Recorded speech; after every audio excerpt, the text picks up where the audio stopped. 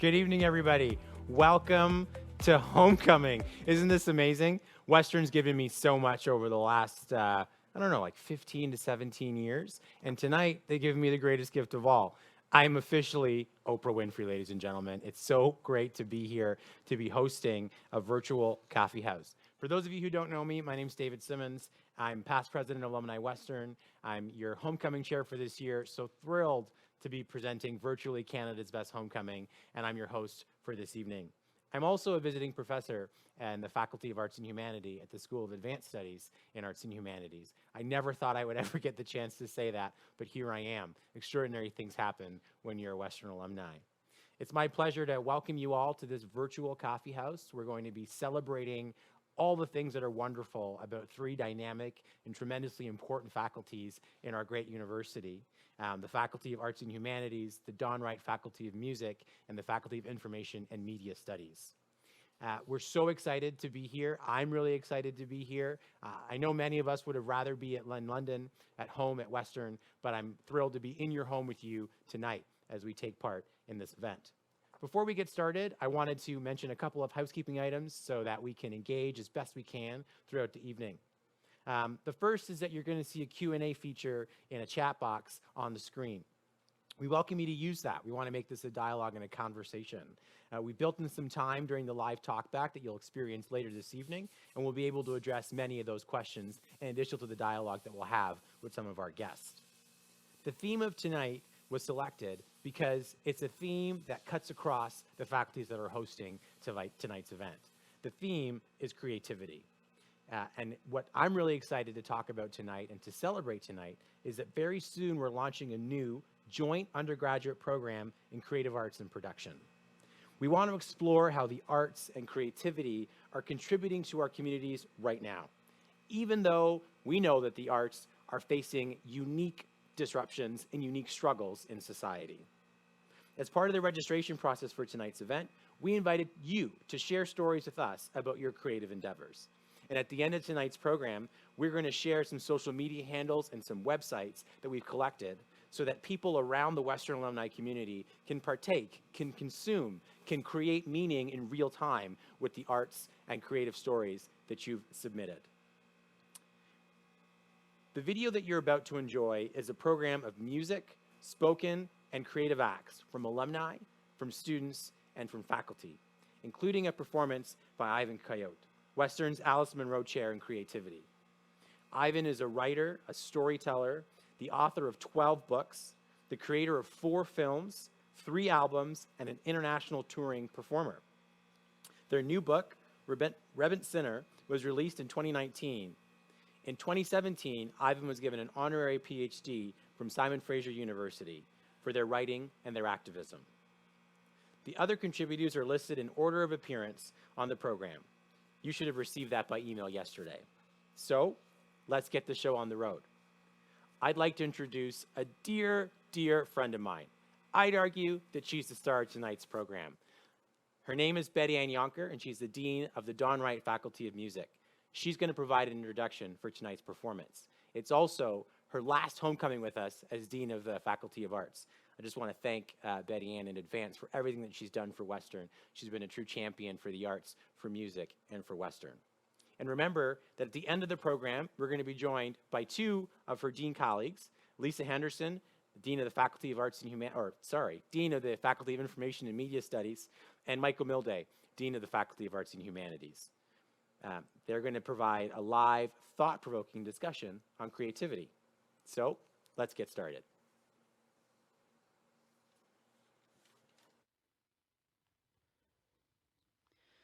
I acknowledge that Western University is located on the traditional lands of the Anishinaabe, the Haudenosaunee, the Lenapehoik, and Attawandaron peoples, on lands connected with the London Township and Sombra Treaties of 1796, and the Dish with One Spoon Covenant Wampum.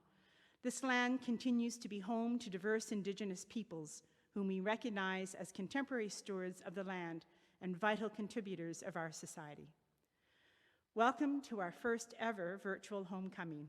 While we look forward to the days when we can meet face to face, we are thrilled to offer some entertainment and discussion around the creative arts.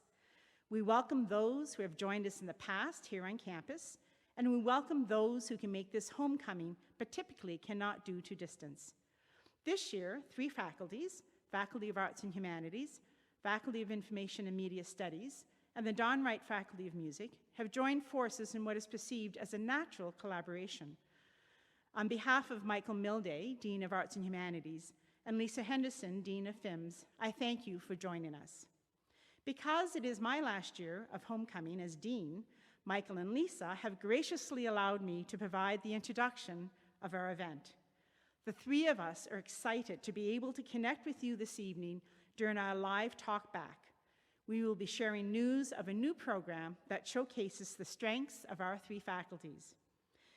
We are excited to have Ivan Coyote, Western's Alice Munro Chair in Creativity, join us as part of this homecoming Coffeehouse. You will be able to experience more from Ivan over the coming year, so stay tuned. We also have a number of alumni, faculty, and students showcasing a variety of performances, from opera to musical theater to illustration to drama. What unites these performers and artists is the shared passion of creating through the arts and the critical way those experiences articulate that which is core to our humanity. So please pour a glass of wine or your favorite drink, relax, and enjoy the next hour of performances. And to all of you who have contributed to tonight's experience, thank you. I graduated in 2001 with my master's in music and collaborative piano, and I studied with the fabulous Dr. John Hess, and I can truly say it was 2 of the best years of my life. John and the voice faculty were outstanding, and I was given so many opportunities while I was at Western to dive into that collaborative piano world of vocal rep, art songs, choral music, opera, vocal diction. And I'm so grateful actually that Western had the foresight to implement that program back at a time in 1999 when there wasn't many of those programs around. And I've had the pleasure over the past 20 years to see so many of my colleagues have huge careers all over the world as pianists, vocal coaches, and repetitors. And I feel so fortunate to have had my years at Western as the foundation of my career as a vocal coach and collaborative pianist. And I graduated with my master's in music in 2011, and I have to agree completely. I am a lucky recipient of that amazing collaborative program. Mm-hmm. I got to work with so many incredible collaborative pianists during my time there who still remain some of the greatest friends and collaborators of mine today. I loved my time at Western. I was there for 2 amazing years studying with Jackie Short. Hi, Jackie, who remains my closest mentor and confidant to this day. I wouldn't be where I am today at all without Jackie, without the support of the faculty at Western, without the great friends and colleagues that I made while I was there. And I'm thrilled to be an alumni. I'm very thankful to have had that moment in time with Western. And yeah, we're gonna perform for you guys from Charlottetown, PEI. This is Tuaigmu by Strauss.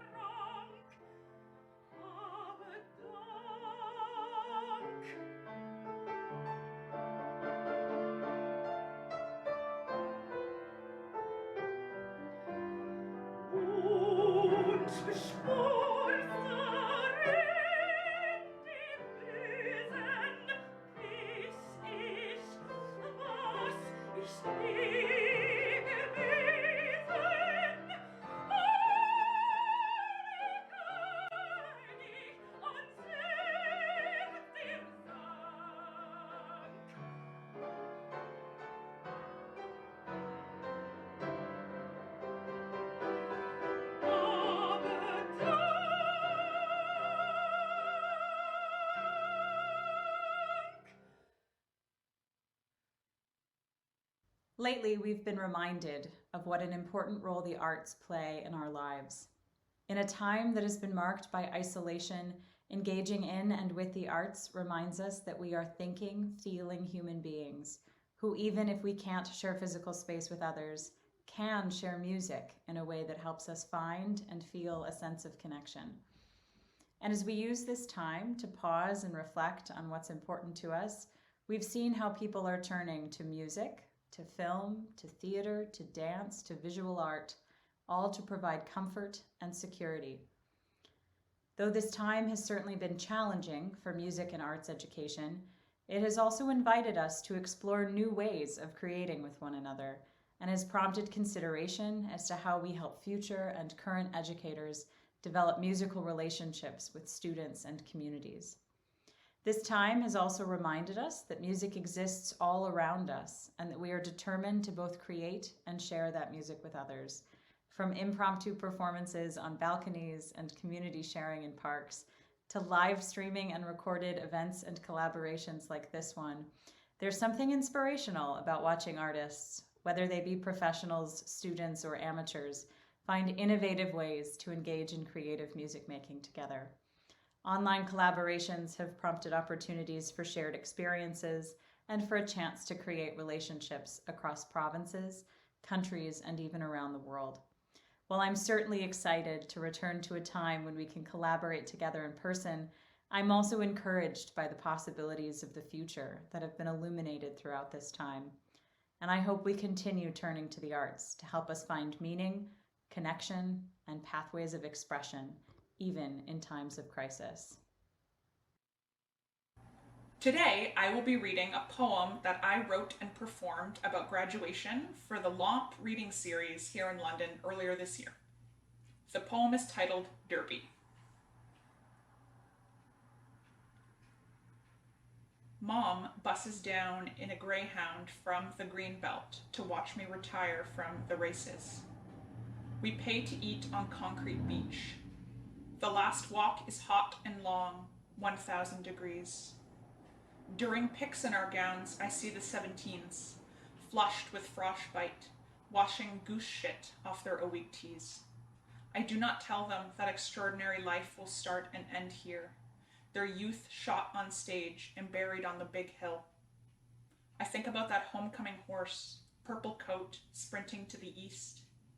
And by divine providence, 40,000 foals stumble out of Alumni Hall on new knees and wash the slime of birth off in the riverbed, our hooves wet with gravel-laden mud and minnow flesh.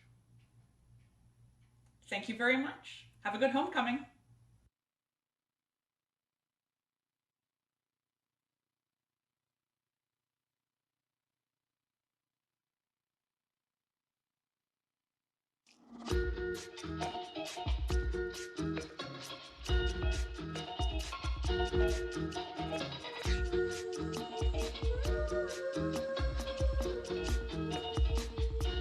Pursue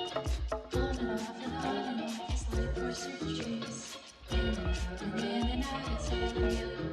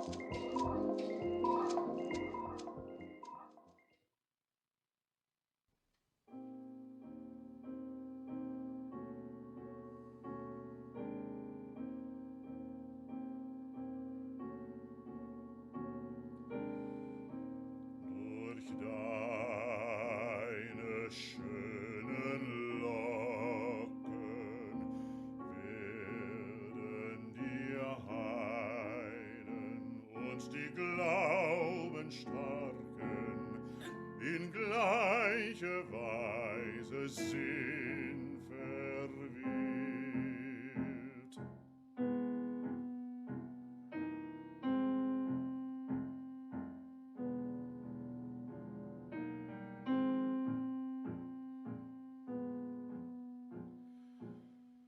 Die schwachen Seelen stürzen taumelnd in deiner Wanne, holder Grüppchen, die starken Seelen stürzen nach.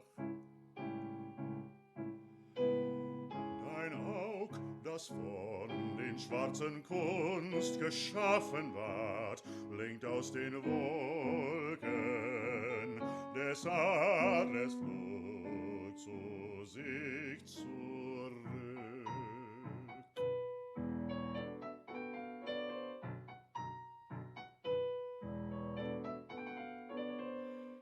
Die zarte Nachtigall, die nicht aufsteigen kann in Wolkenfernen, ist ganz und gar in deinem Bann.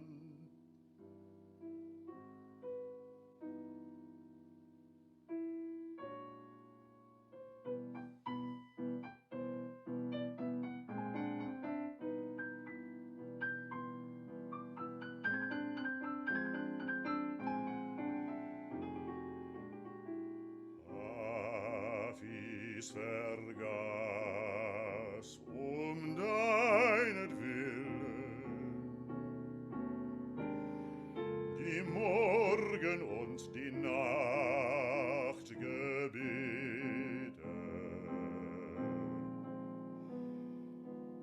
Klar ist sein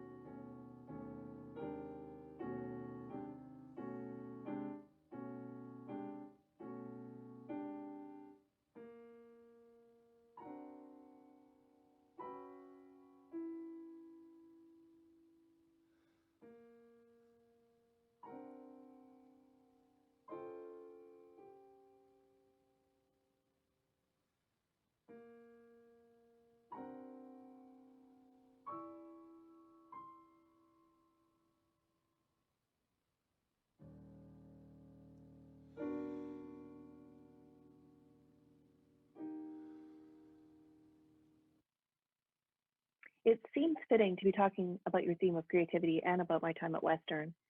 During my time at Western, during my MLIS, I was commuting by train between Windsor and London several times a week.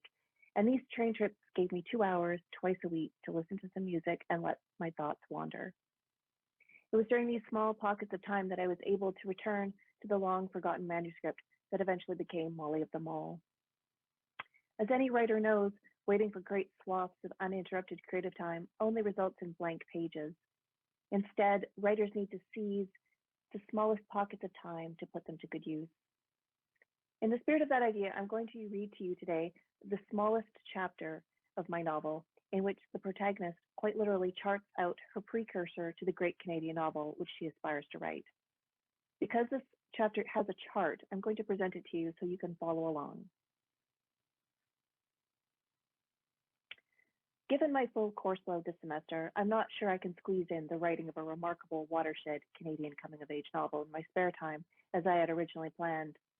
I can, however, draft notes for what I imagine will be my second novel, an historically accurate Gothic bodice ripper set in Saskatchewan, the most Gothic of all the Canadian prairie provinces. To this end, I've started assembling a chart, which, when completed, will mean my second novel should basically write itself. Here's what I have so far. Gothic, Saskatchewan. Romance, ruminants. Castle, cattle. Terror, terriers. Caves, calves. Captured virgins, grain-eating vermin. Fear of confined spaces, fear of wide open spaces. Harrows, harrowing. Heroine, heifer. Skeletons in a closet, cow skulls in a hay rack, sublime, subsoil with lime carbonate. Monks, Mounties, traders, tractors, beefy Byronic heroes, Tommy Douglas with a side of beef. Bravado, buffalo, passions, pastures. Nightmares, mares at night, ancient manor upon the craggy vista, aging granary upon the semi-arid steppe.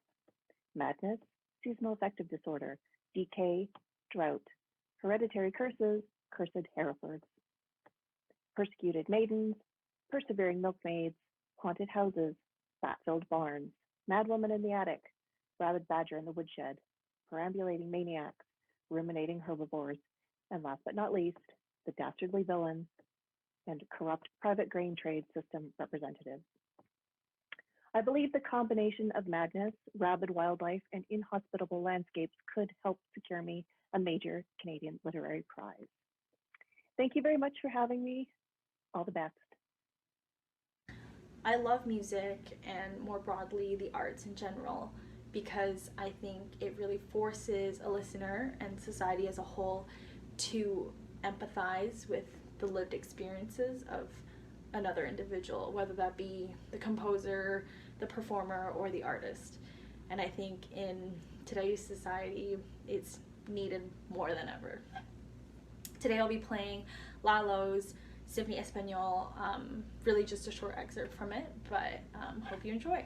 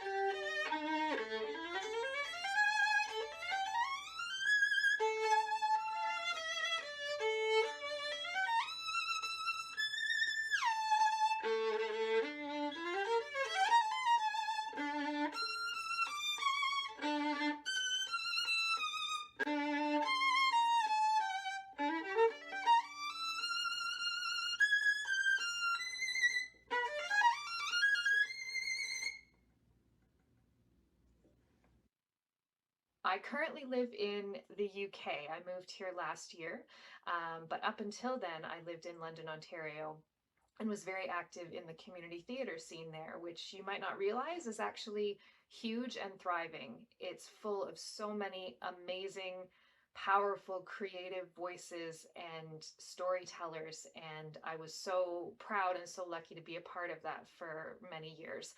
But that journey started when I was at Western. I took part in the summer Shakespeare program at Western under Joe Devereaux's direction, and I was involved with that for 3 years. And then through that involvement, I got involved through the London Community Theatres. Queen Margaret is one of my favorite of Shakespeare's characters, male or female. She is fierce, she is fearless, and she stands up for what she believes is right no matter what happens, and you don't want to get on her bad side either. So I'm going to perform for you a scene or a monologue from Queen Margaret, and I hope you enjoy it. Enforced thee. Art thou king, and wilt be forced? I shame to hear you speak. Timorous wretch, thou hast undone thyself, thy son, and me, and given unto the house of York such head as thou shalt reign but by their sufferance? To entail him and his heirs unto the throne, what is it but to make thy sepulchre and creep into it far before thy time? Warwick is chancellor and the lord of Calais. Stern Falconbridge commands the narrow seas. The duke is made protector of the realm, and yet shalt thou be safe. Such safety finds the trembling lamb environed with wolves. Had I been there, which am but a silly woman, the soldiers should have tossed me on their pikes before I granted to that act. But thou preferst thy life over thine honor. And seeing thou thus, I here divorce myself, both from thy table, Henry, and thy bed, until that act of Parliament be repealed whereby my son is disinherited. The noble lords who have forsworn your colours shall follow mine if they see them spread, and spread they shall unto the foul disgrace and utter ruin of the house of York.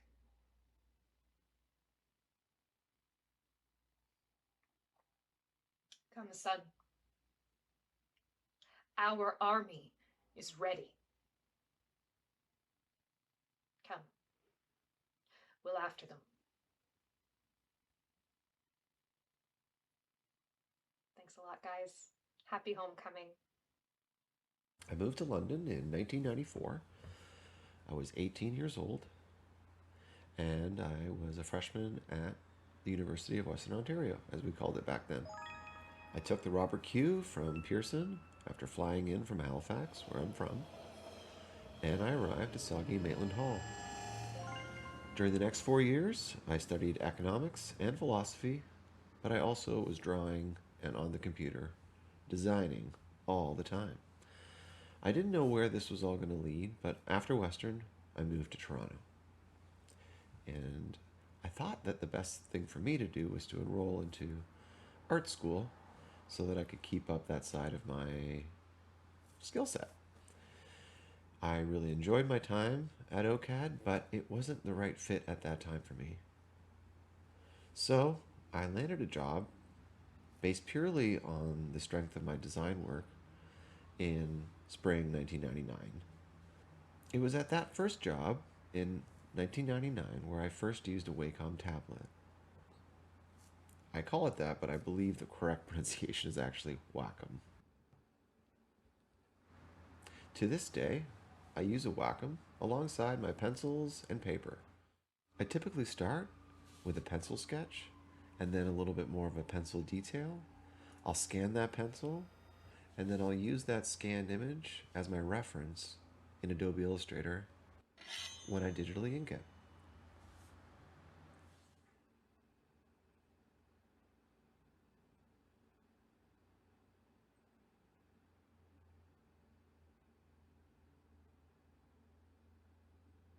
The first website I ever had was a site called Siteway.com.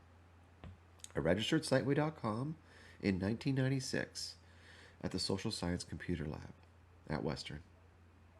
Here's my current website, ahpi.ca. First thing you'll notice is my portrait of Luke Perry. As we scroll down, I have a private commission that I did of Babe Ruth, and then a self-directed, uncommissioned piece of a shoe by Roger Vivier. On the right here is a cup that I worked on with Chipotle in 2014. Illustrators were paired with authors, and it was my task to illustrate the story written by Michael Lewis. Down here, I have my character Moustache Cheeseburger, as well as a portrait of Stanley Kubrick. I've been very fortunate to work with some great clients. And finally, some pieces I did for the New Yorker. I'm very active on social media, most notably my Instagram. This is my way of showcasing my work in progress, my sketches, my final pieces, and snippets from my life. Let's take a look at my process now. Once I am happy with my pencil, and once it's scanned, I bring it into Adobe Illustrator. I put it in a layer and reduce the opacity, and then I start a new layer and I begin inking on top of it. I use my pencil drawing as a direct reference. Eventually, once I'm happy with how things are going, I'll move or turn off my reference layer and I'll start to draw independently of it. This process can take anywhere from a couple of hours to a couple of weeks. Thank you, Western, for giving me this opportunity, and I hope you guys have a great night. Take care. I just wanted to introduce to you the Reverie Project. This is a video portrait project. You're going to see about 3 minutes of excerpts of a compilation of video portraits. This was done in relationship with a migrant community center in Geneva, Switzerland. It was right around the height of the migrant crisis in Europe, and we were seeing all kinds of really difficult images coming out of that crisis. And in contrast, we wanted to make something a little more dignified. The project is really about the right to an image and the right to privacy. Everyone had 5 minutes to themselves in the booth, and you're going to see a little bit of the kind of journeys that people went on when they had time to themselves and a room of their own. I hope you enjoy, and I hope it helps you think a little bit about the ways in which human rights are very much connected to the ways in which we regard one another. Enjoy.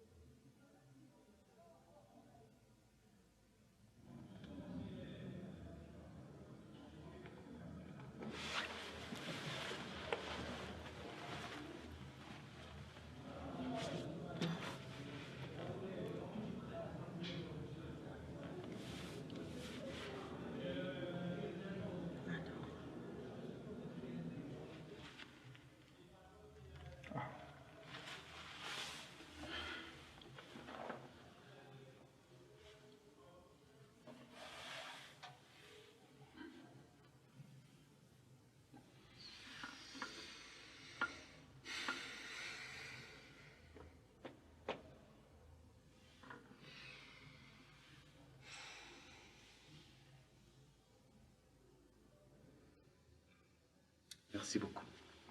Au revoir.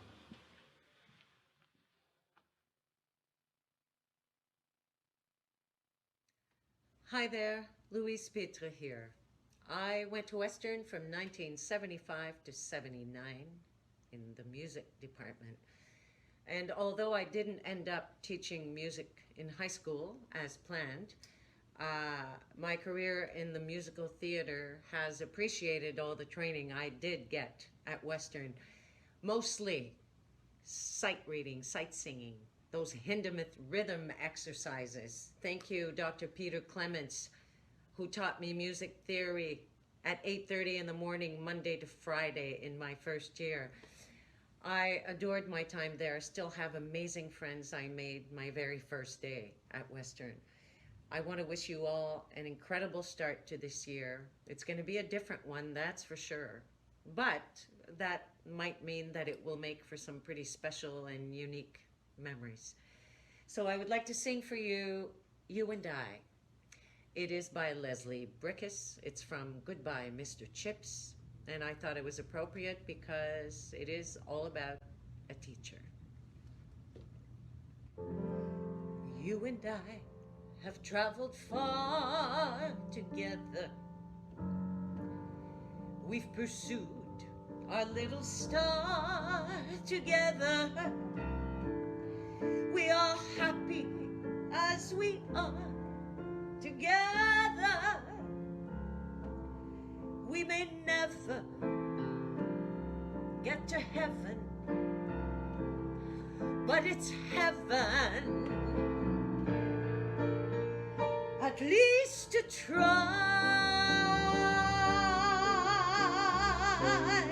You and I are going on together till the time we have is gone together. Watch the evening drawing on together, growing older, growing closer, making memories that light the sky, that only time can make, that only love can make, that only we can make. You and I.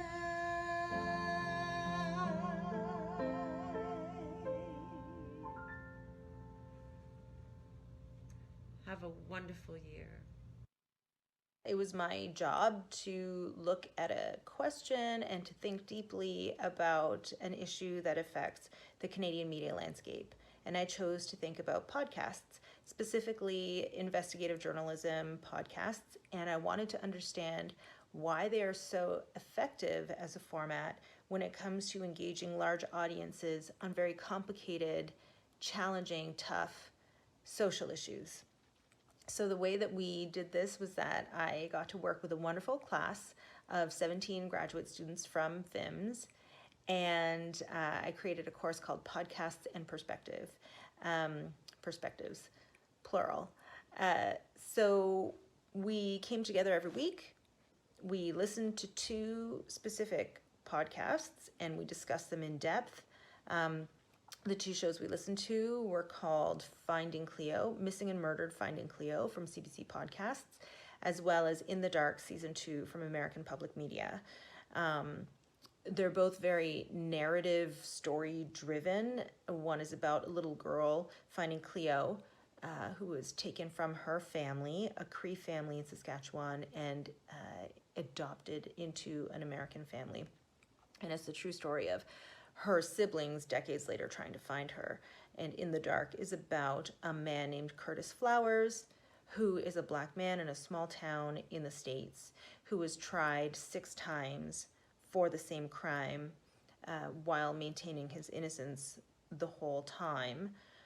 So on the face of it, it's very story driven, these podcasts, but really what the producers, reporters, and the journalism teams do with these shows is they illuminate systems and systemic discrimination, systemic racism, very complicated systems actually.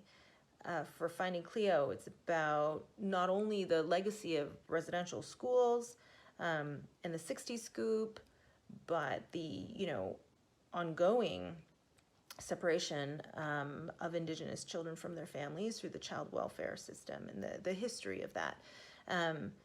In the Dark, was about anti-Blackness and racism in the American judicial system and the ways in which bad actors can exploit terrible abuses of power. So these shows, took those very difficult social issues and connected with huge audiences. And the class and I really explored how they did that. And it's really about combining investigative journalism with storytelling and understanding the limits and the strengths of both.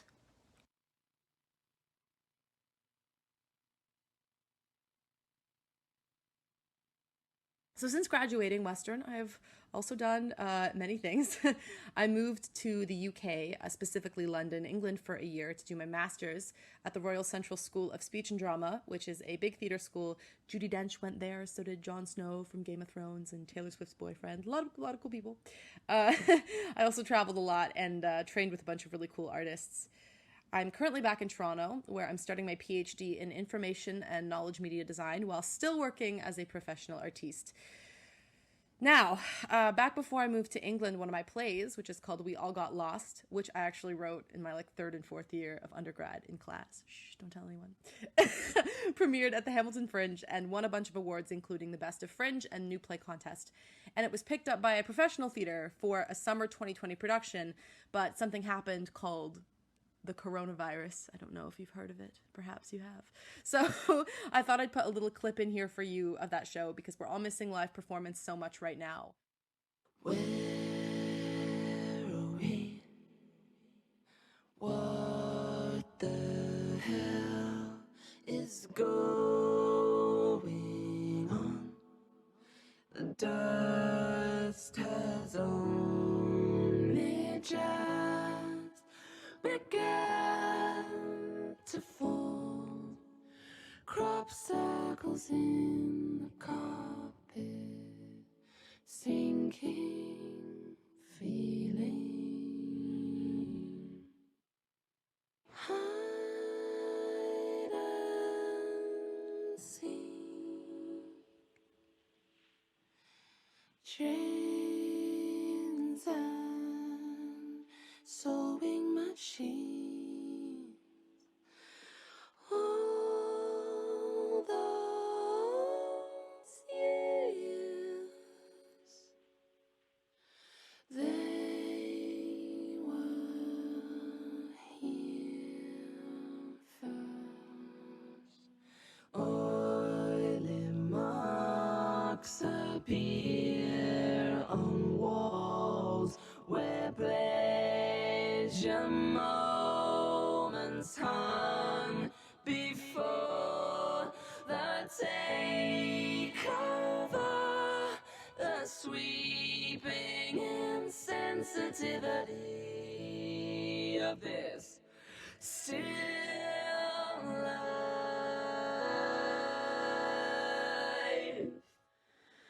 Hide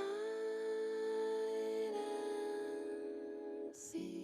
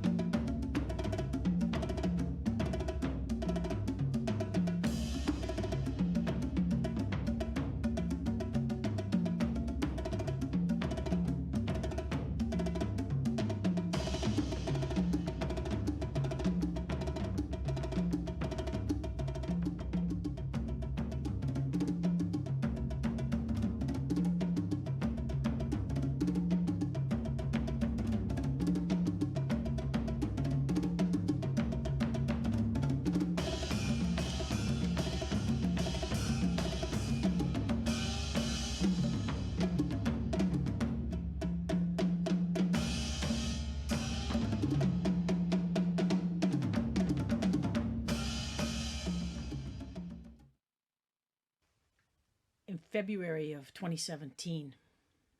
I was home in the Yukon and I went in to visit my 98-year-old grandmother in the nursing home where she had been for the last year, ever since her accident.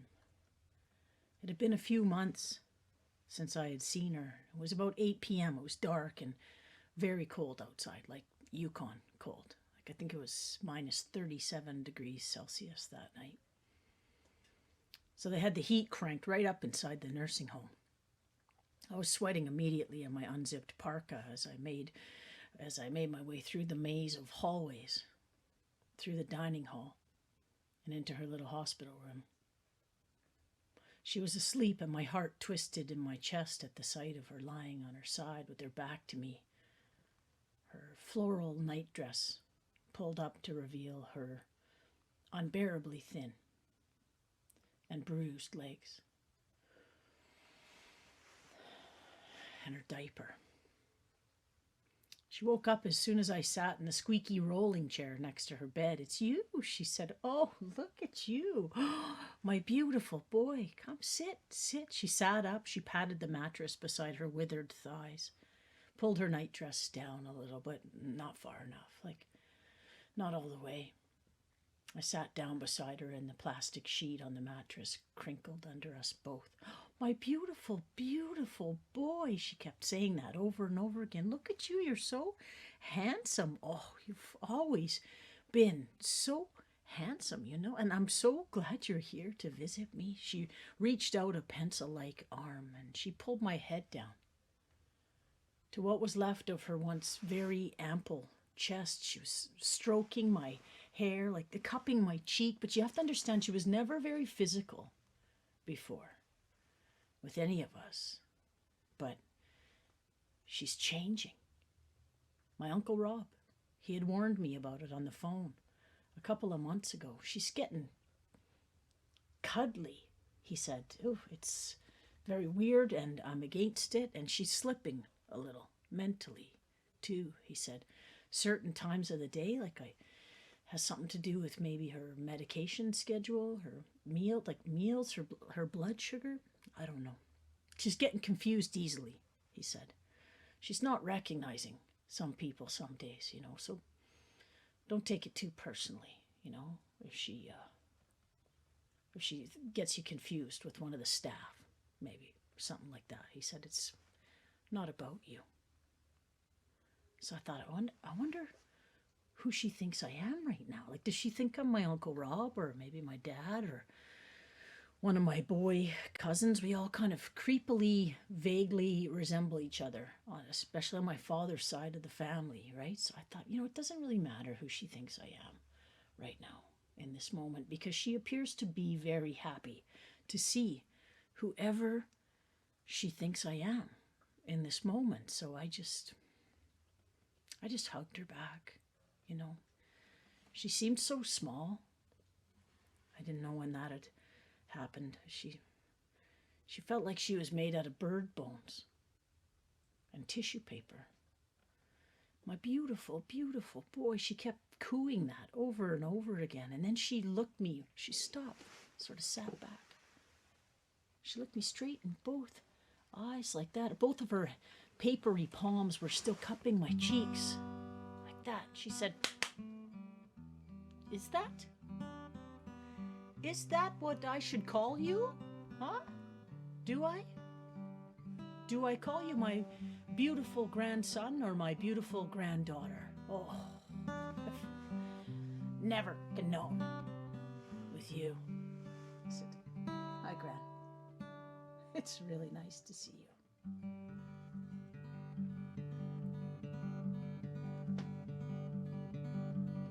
You were always walking a tightrope for most of your life. Little kid with a dream of making everything right. But the brave don't always get all the praise.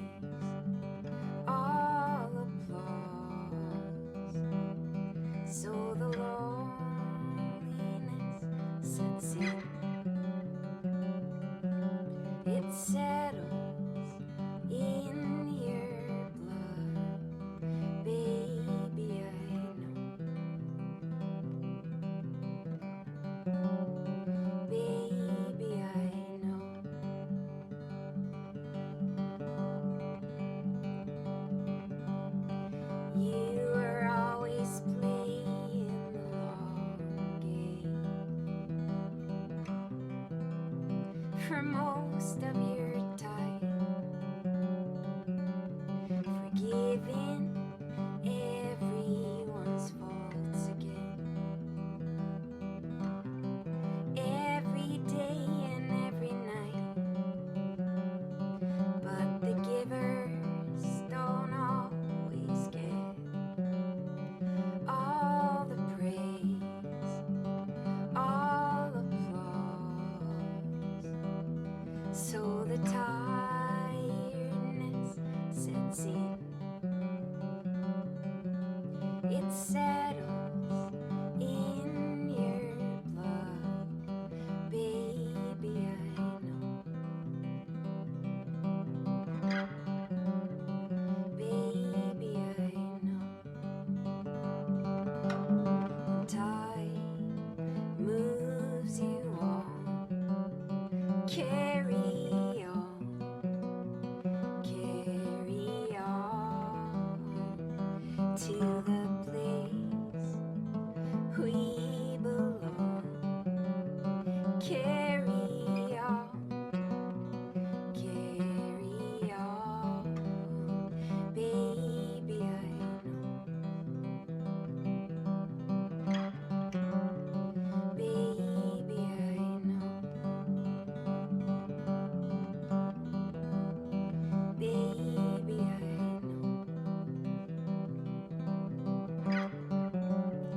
Baby, I know.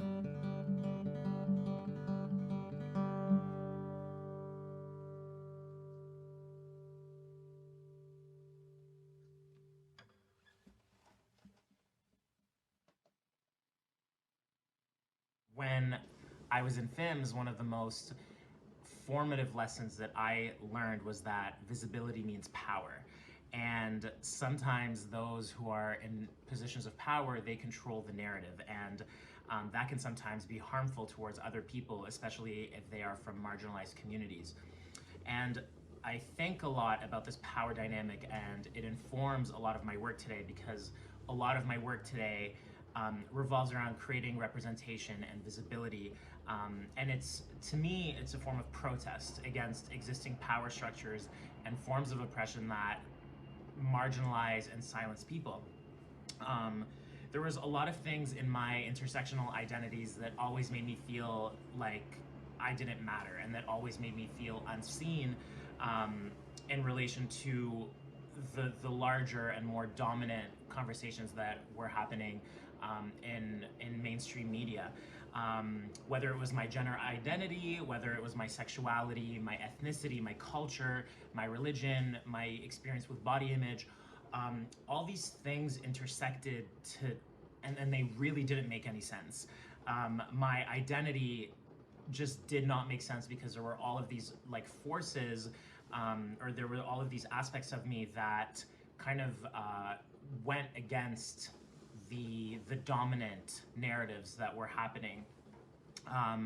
And so it made me struggle to understand who I was, or to really even feel like I mattered. And it was very clear to me that I had to get creative in order to make sense of everything. And in order to understand all of these identities, I had to get creative. For me, it meant that I had to learn my history, and then recontextualize it in a way that made sense. My creativity was first and foremost fueled by protest. It was fueled by this anger and confusion that I always felt, because I was always told how I should dress. I was always told how I should act. I was always told how what boys can and can't do. I was always put in these boxes that forced me to live my life a certain way, and that confused me. So my creativity was fueled by that anger and that frustration, and wanting to break out of these boxes and these like limitations that people and that society at large put on you. And then I was always shamed for never fitting into these boxes, and so I wanted to reclaim all of that. Creativity for me meant reclaiming.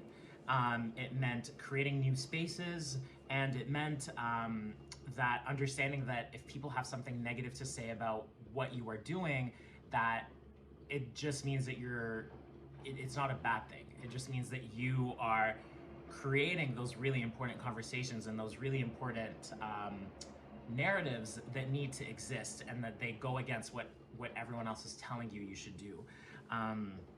My creativity today drives me to make people think about things that they've never thought about. It drives me to tell stories that haven't been told before.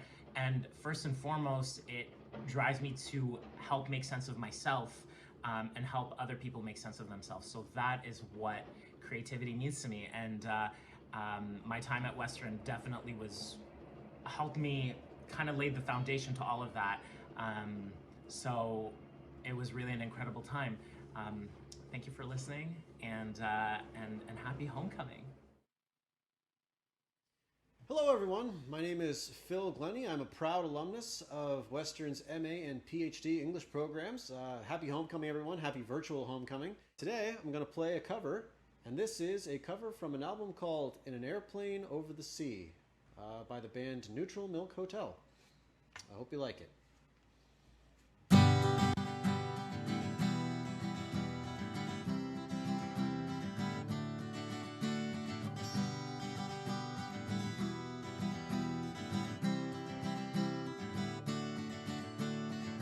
What a beautiful face I have found in this place that's circling all around the sun.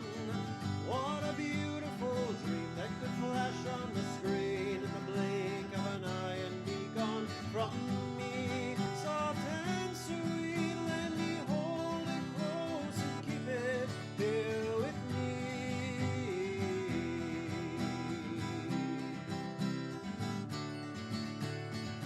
And one day we will die and our ashes will fly from the aeroplane over the sea. But for now we are young, let us lay in the sun and count every beautiful thing we can see. Love to be in the arms of all I'm keeping here with me.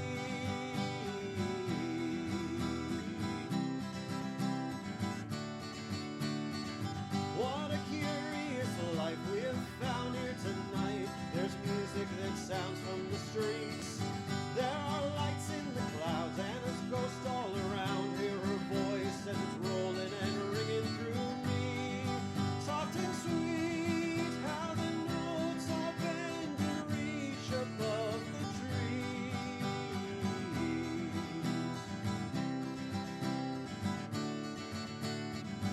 Oh, how I remember you. I would push my fingers through your mouth to make your muscles move. Beat your voice is smooth and sweet. And now we keep what we don't know. All secrets lie in winter clothes. The one you loved so long ago.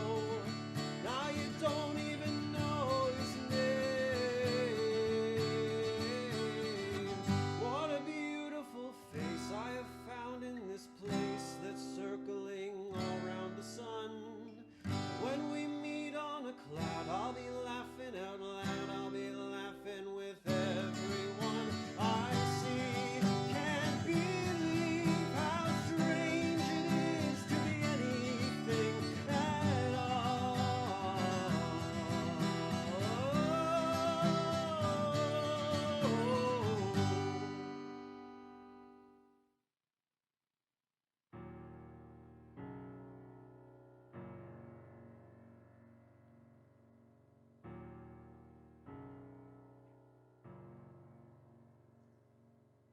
Have you ever felt like nobody was there? Have you ever felt forgotten in the middle of nowhere? Have you ever felt like you could disappear? Like you could fall and no one would hear?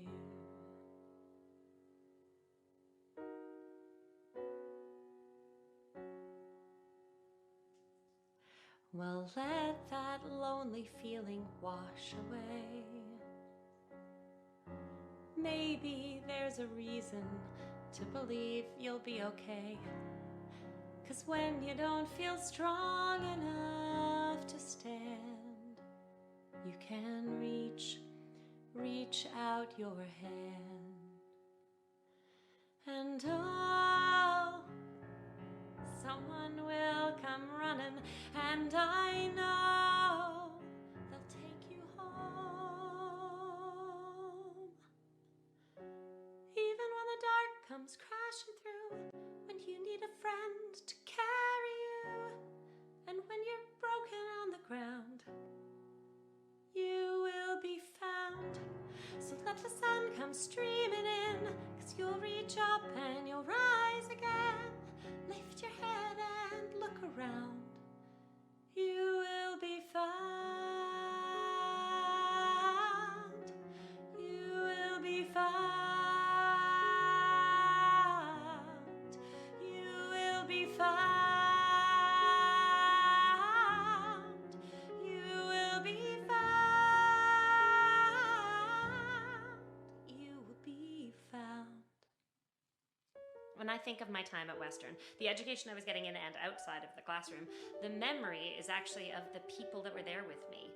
Students and teachers guiding me, being there for me, helping me figure out who I was and where my passions lay.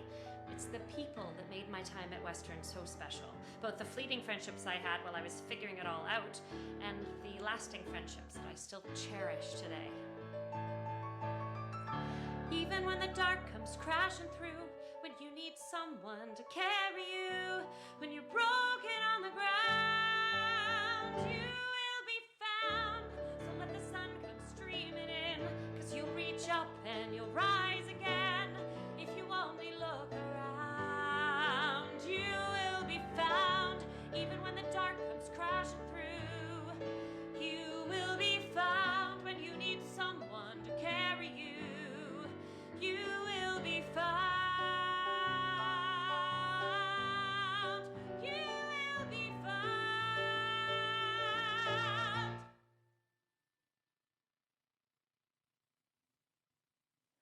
You will be found.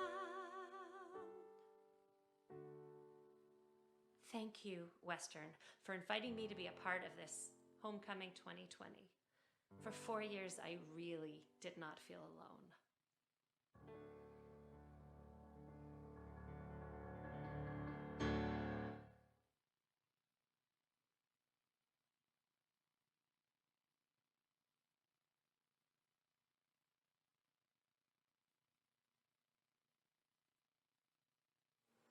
Hello? Wow. What I was saying was that was a really remarkable collection of alumni talent in our community. I feel like maybe I should break into song myself. Maybe sing the Western School song. I know the lyrics. You guys can sing along to that. No? Okay. We won't do that. That's fine. But I'm really excited about what we have next. We have 3 important thought leaders, administrators, academics, creators who are going to join us for a conversation. And it's my pleasure to introduce them. I'm going to ask them to pop up on the screen here with us. We have Lisa Henderson, the Dean of the Faculty of Information and Media Studies. Took classes in your faculty, Lisa. Absolutely tremendous group of scholars and students and alumni. We saw some of them. We have, I'm just going to say it just for tonight. Okay, so I'm just going to ask for grace from the other deans. My favorite dean at Western, Betty Ann Yonker, the Dean of the Faculty of Music, the Don Wright Faculty of Music. Just for tonight, Betty Ann, who's with us. Betty Ann, I didn't take any courses in your faculty, but if I could, I would have. I'm just not that talented, but so good to have you here with us tonight. Good friend of mine and my current boss. I mean, I never thought that this would happen, Michael, but you roped me in. I'm having such a wonderful time. The Dean of the Faculty of Arts and Humanities, Michael Milday. I'm going to give you guys a round of applause on behalf of everybody who's joined us here tonight. I'm going to start with a question for Lisa, the Dean at FIMS, about our new upcoming joint undergraduate module in creative arts and production. I want you to talk to us a little bit about that, why we're doing it, and what we should be excited about. David, thank you, and thank you for hosting us. It's always a gift to see you. Creative Arts and Production, or CAP, is a Western program that combines practice in arts modes, theater, writing, music, video, games, with historical and theoretical exploration of creativity as an idea that plays out pretty differently in different times and places. In other words, students get to develop concrete skills, whether as writers or videographers or even grant applicants who know how to draft a budget, while working on ideas about creativity and its contribution to democratic life, and while developing commitments to the kinds of creative collaborators they want to be in the world. It's a joint module. Students complete it alongside another from FIMS or the Don Wright Faculty of Music or the Faculty of Arts and Humanities. So think of all the recombinant possibilities. And in them all, even if you aren't in a studio program, you discover that that learning transfers. It gives you expressive ability and teaches you collaboration and planning and follow through and practice. Coming from that compilation, I think of all the hours and hours and hours of practice that are palpable in those performances. And the program teaches you how to make relationships in order to make projects. Any artist or creative professional, even the most solo, knows how essential those relationships are. Now, to say something about this new program, here is another video from Assistant Professor Basil Chasson, who is jointly appointed at FIMS and in CAP. What is creativity and what are the creative arts are indeed challenging questions. Not just because the phenomenon of creativity can be quite enigmatic, but also given how diversified and expansive the creative arts have become in recent decades, as governments and economic agencies have identified creativity in the arts as a viable response to the problem of deindustrialization. Western's new course, Introduction to Creative Arts, which I'm teaching this semester, is the soft launch for the Creative Arts and Production program that'll be up and running next year. This inaugural course explores historical and contemporary meanings of creativity in the creative arts, and it does so from a vantage that is both practical and theoretical. Already 4 weeks into our course, our readings have covered the fields of analytic philosophy, sociology, economics. We've watched a TEDx lecture on how to steal from others in order to be an original artist. We've also looked at a video on the history of the digital sampler and how that affected hip-hop music, effectively imposing constraints as copyright descended upon hip-hop, but at the same time showing us how those constraints were responded to by artists. Further weeks we have scheduled for the course look at the geographies of creativity, where arts-based practices happen, and how being creative goes far beyond the studio. How creativity very much hinges upon certain types of collaboration, how thinking and working across disciplines is vital to fostering creativity, and the role of technology in making things, along with issues and questions relating to power that arise when certain individuals, groups, and communities use technology in innovative ways. Together we engage in a good bit of myth-busting. Is creativity innate or God-given? To what extent is it a matter of individual genius or of reliance upon traditions and other networks? We identify concrete examples of creativity, all the while appreciating how attention to local examples helps balance the abstract discussion and generalizing, which are staple features of most discussions of creativity. The course's focus on real people and practices and creative communities also enables us to steadily build up a repertoire of strategies which optimize creativity when we engage in activities based on collaborating and making. We'll also be engaging in collaborative exercises which demonstrate how theory and practice are not entirely discrete activities, and exercises which explore how borrowing approaches from a range of disciplines can help us be more consistently inspired and innovative in the process of creating. The process of creating. Lisa, do you want to talk a little bit about what you heard in that video? Well, I just want to acknowledge that in addition to being a theater studies scholar, an expert in the work of Pinter, the work and life of Pinter, Basil is also a guitarist and spent a lot of time playing guitar on the road, and has talked about the ways in which his being a road musician informed his ability and his disposition as a scholar. And so it's a great example of those transferable skills. I also want to acknowledge, because we didn't put it in her ID tag, that Heidi Jacobs, author of Molly of the Mall, literary lass and purveyor of fine footwear, for that novel won the 2020 Stephen Leacock Award for Humor. And if you've ever taken a Canadian literature class, you can see the tropes and you can see the gentle satire in Heidi's work. And we're really proud of her over at FIMS. That's awesome. You know, it's moments like this, you know, we're meeting virtually because we can't gather physically, but these moments really give us an opportunity to reflect, to think about what we value, to remember the things that we're missing. We're missing being together, but we're together nonetheless. And I think, you know, sometimes when we gather, those are the most creative moments. Those are the moments where you sort of have these collisions and these impacts, these moments. You're able to collaborate. My experience, not necessarily at Western, but in academic environments, is that collaboration is really difficult at times, particularly cross-discipline. And today, I think it's really tremendous that we have 3 faculties, 3 deans that are collaborating across a theme that cuts into your areas of expertise.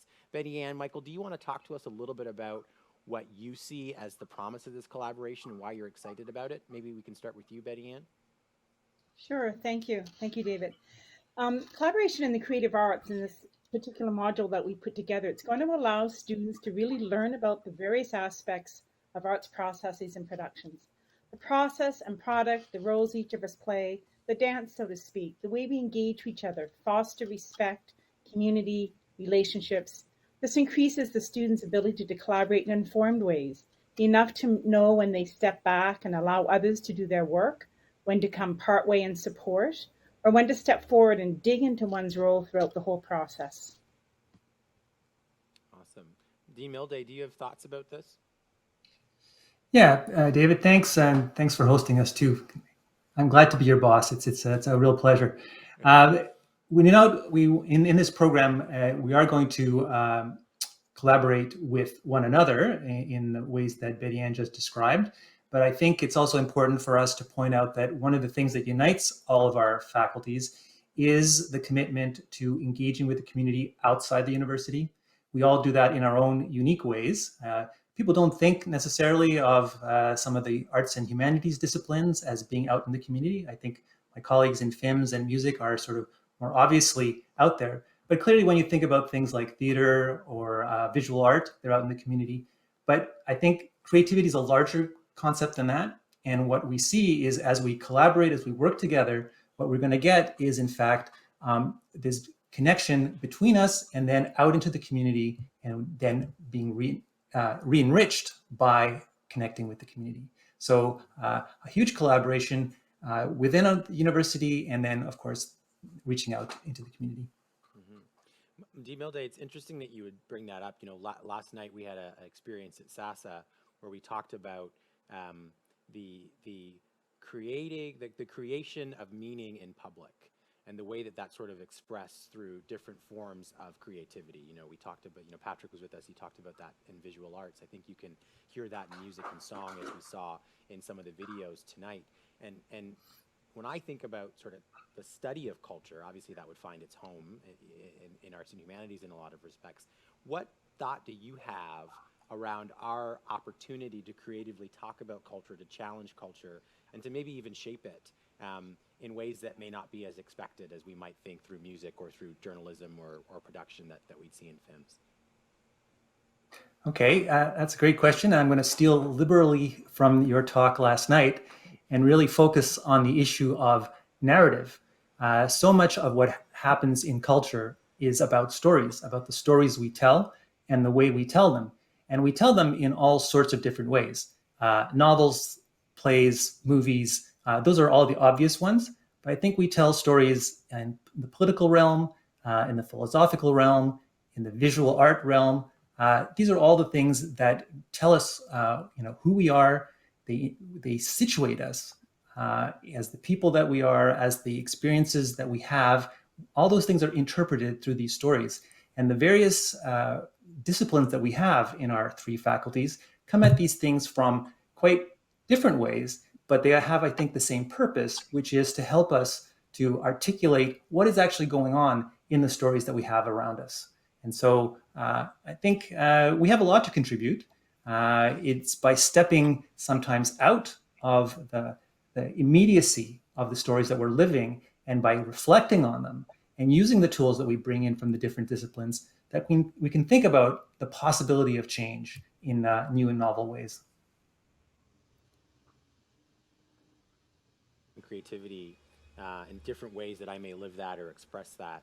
I'm wondering, and I often get this, right? So, you know, I work in storytelling professionally. I've done media work. I've worked in politics, and I often get, well, it comes easy to you. And I would think to no, it's actually a lot of work. It's a lot of effort. It's a lot of reflection. It's deliberate. It's not necessarily, you know, a given. So maybe my question to the deans, and maybe Lisa, we can start with you. And I heard Basil kind of mention a little bit of this. Can creativity be taught? Is this an earnest pursuit, or is this a fool's errand? Absolutely. It's one of the reasons there's school. I mean, I think that, you know, some of us arrive with physical and cognitive gifts that make some things easy. You know, gifts like pitch, or an unbowed mouth for flute embouchure, or a torso-leg ratio that makes ballet easier, or easy polyrhythms or language acquisition. And there's lots of work about to what extent that's hardwired. But I would still make the case that environment is everything. I think, you know, after an example that comes to mind is that after Aretha Franklin died, and many of us kind of went into a rabbit hole of Aretha Franklin videos in a state of public grief. There's a very famous video of Aretha Franklin at the piano in her home at the age of 14, and it's pretty arresting. Her voice is there, her power is there, her soul is there, her drama and intonation are there. But you know, even at 14, Aretha Franklin had been singing for a very long time in a very structured way.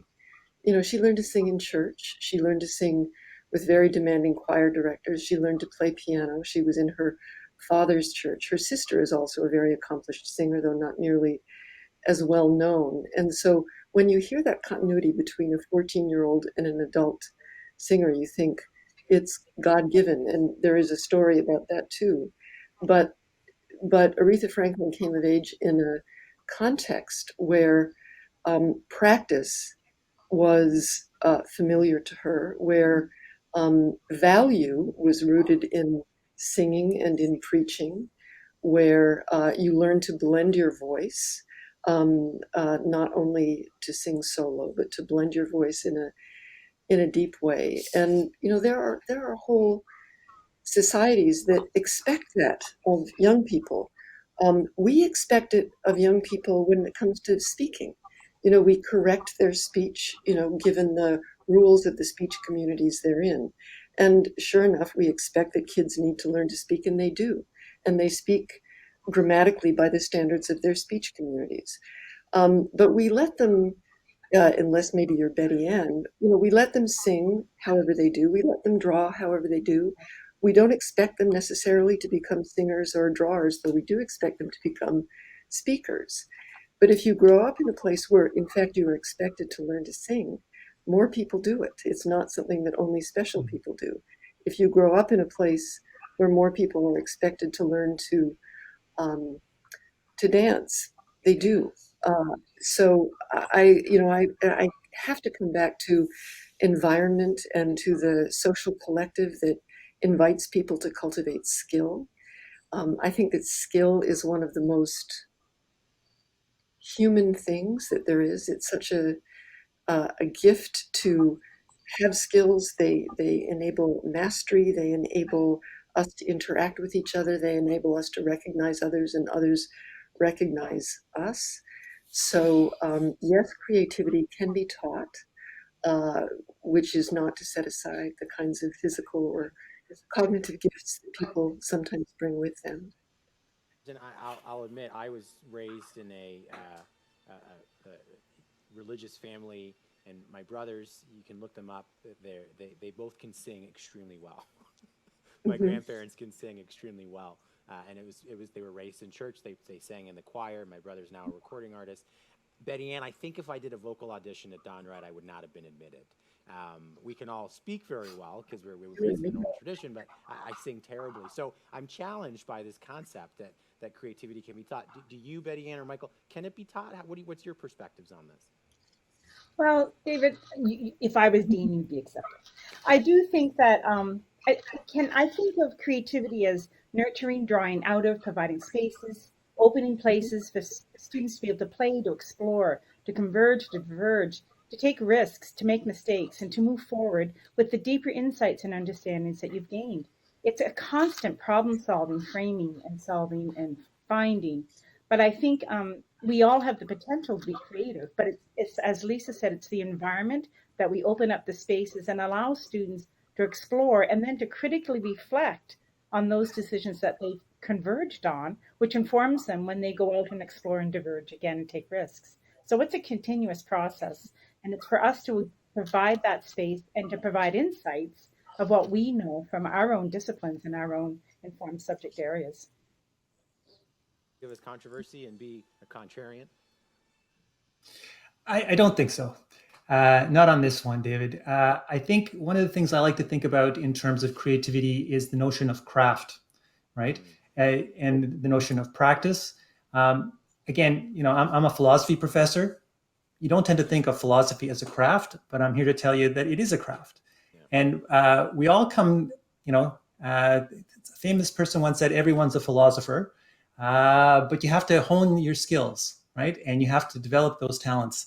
And part of what our program is going to do in terms of creativity is it will offer those opportunities. It'll offer a rich tapestry of opportunities from different areas. And part of what you're looking for often is, what is it that sparks your creativity, right? Now, some of us are good at particular things. Others, don't speak to us as well. I'm not a singer either, David. So, I had it beaten out of me.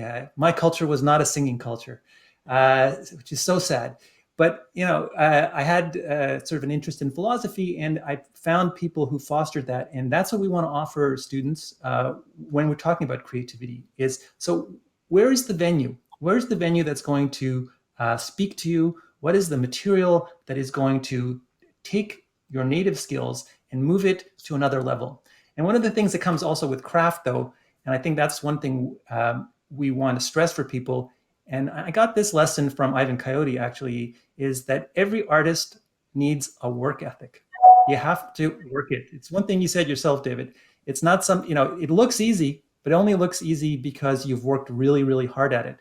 And I think that's one of the things that we need to lift the veil on creativity and say, it's not something that just happens. It is a process. Here are the steps you can follow.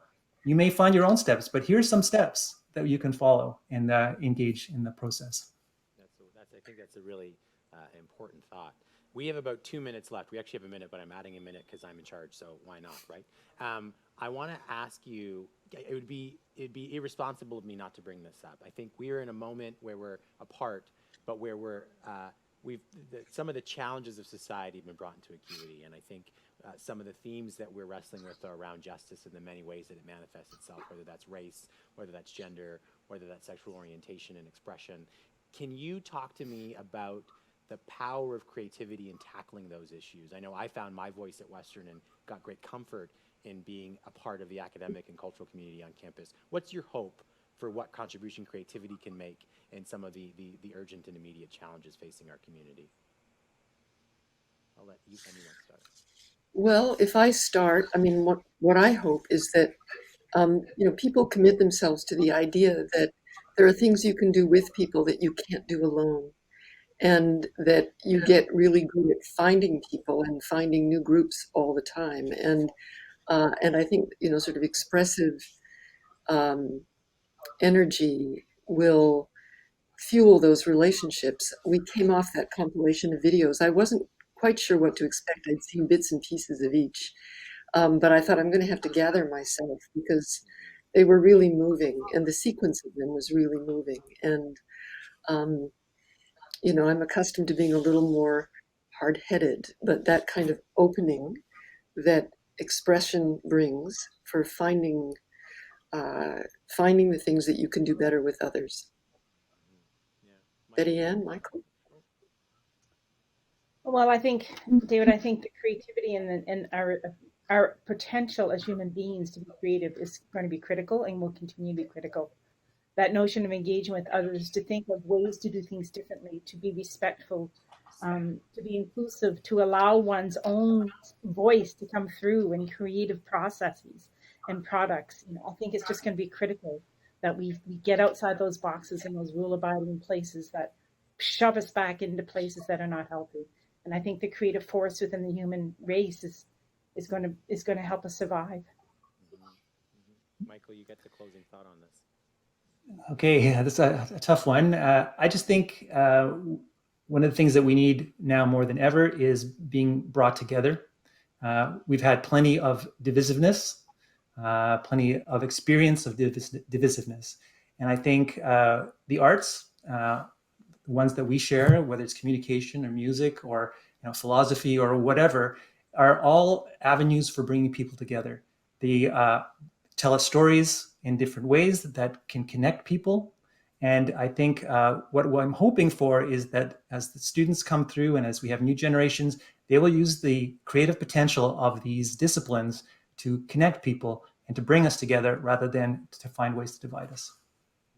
Well, I think that's an appropriate closing thought. I wanted to say, some of you watching may wonder why I picked Betty Ann as my favorite dean. One of the reasons is that she's a tremendously wonderful individual. Betty Ann and I met at the beginning of her term as dean at the Don Wright Faculty of Music.